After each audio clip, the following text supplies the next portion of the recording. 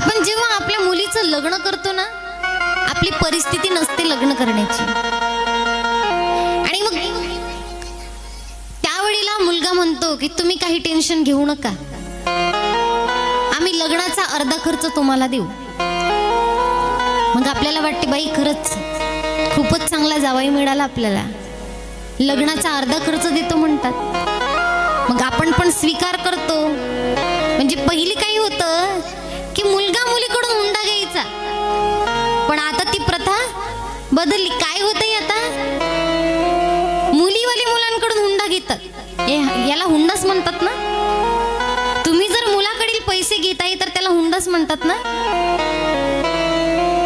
आणि मग लग्न झाल्यानंतर काय होते माहिती का, आपण हुंडा घेतला की मग तिकडचे लोक कित्येक वेळ काढत राहतात. काय म्हणतात, आम्हीच तर लावला अर्धा खर्च, आम्हीच तर लावला अर्धा खर्च. मग याच्यापेक्षा त्यांच्याकडील पैसा न घेतलेला बरा.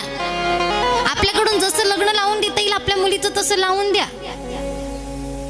आणि मग लग्न असंच नाही बरं की खूपच आपल्याला धडाकेबाज करायचं आहे, खूपच लोकांना बोलवायचं आणि दाखवायचं की नाही आम्ही आमच्या मुलीचं लग्न कसं केलं बघा. काही काही वेळेला असं सुद्धा होतं, आपल्याला लग्न करायचं म्हणून आपण काय करतो, मग कर्ज काढतो आणि मुलीचं लग्न करतो. पण मुलीचं लग्न झाल्यानंतर मात्र ते कर्ज आपण पूर्णपणे भरू शकत नाही आणि मग आपल्यावर वाईट दिवस येतात. म्हणून लग्न करत असताना आपल्याकडे जेवढे पैसे आहेत त्याच पैशांमध्ये तुम्ही तुमच्या मुलीचं लग्न करा. हुंडा घेऊही नका आणि कर्ज काढूही नका.